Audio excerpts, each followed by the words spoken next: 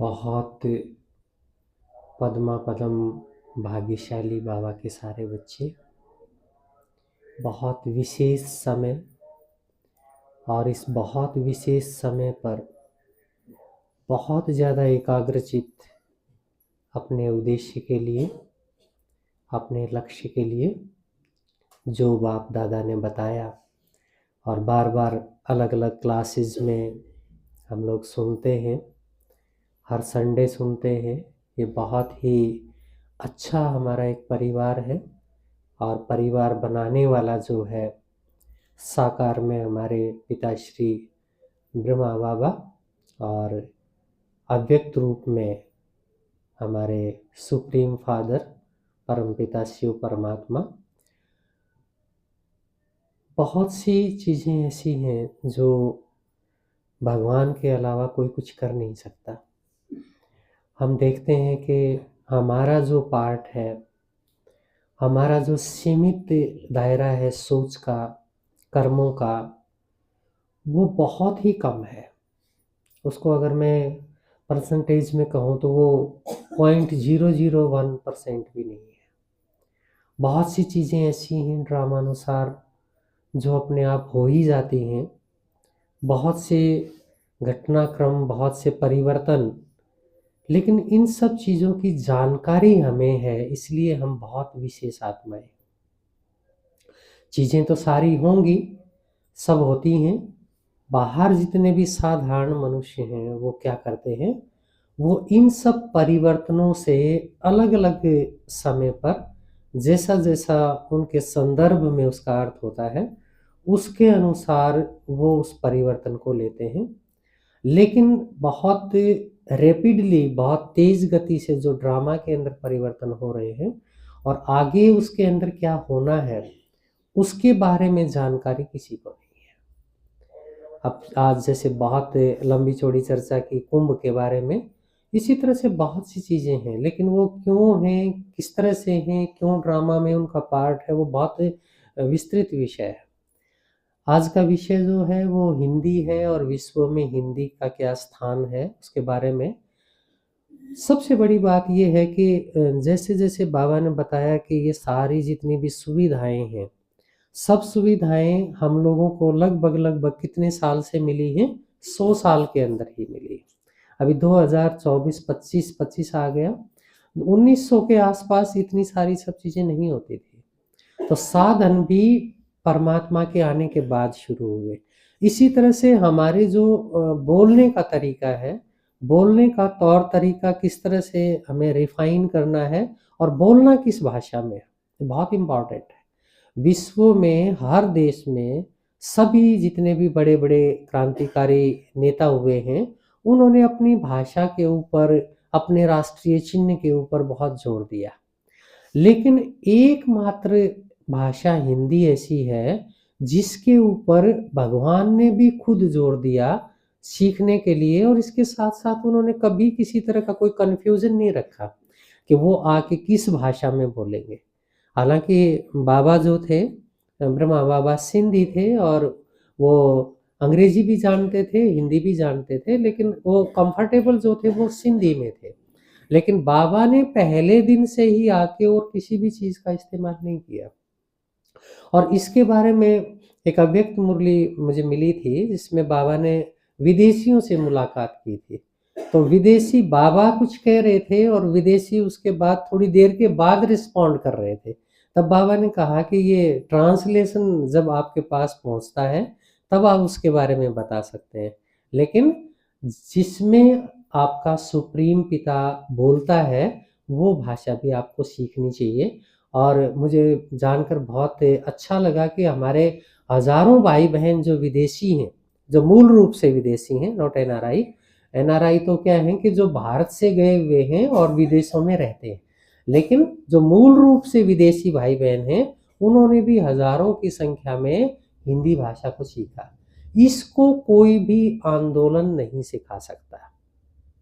हालांकि समय के साथ साथ ये चीज़ें आसान होती चली गई।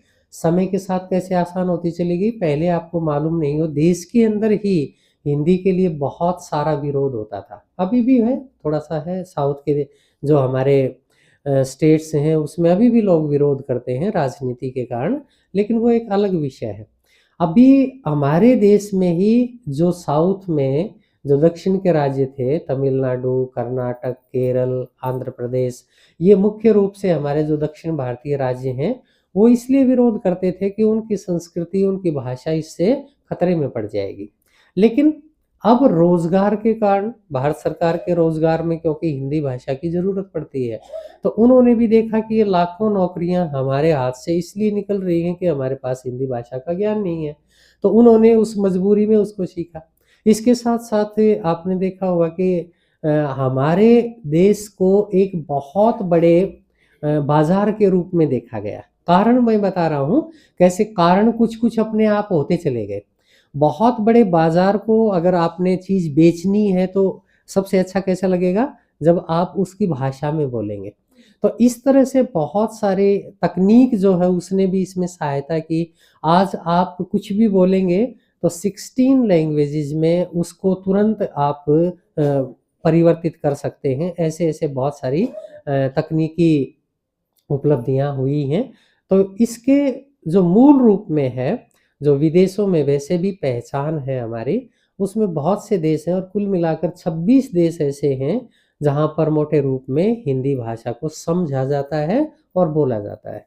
हजारों नहीं लाखों लोग अमेरिका के इवन जो यूनिवर्सिटीज हैं और जो स्कूल हैं उनके अंदर हिंदी भाषा को पढ़ाया जाता है। इवन मुस्लिम कंट्रीज, संयुक्त अरब अमीरात में हिंदी भाषा को तृतीय भाषा के रूप में मान्यता प्राप्त है उनके संविधान के हिसाब से। तो बहुत से दूसरे देश हैं जिसमें भूटान है, नेपाल है, बांग्लादेश है, मॉरिशस है, श्रीलंका है, पाकिस्तान है।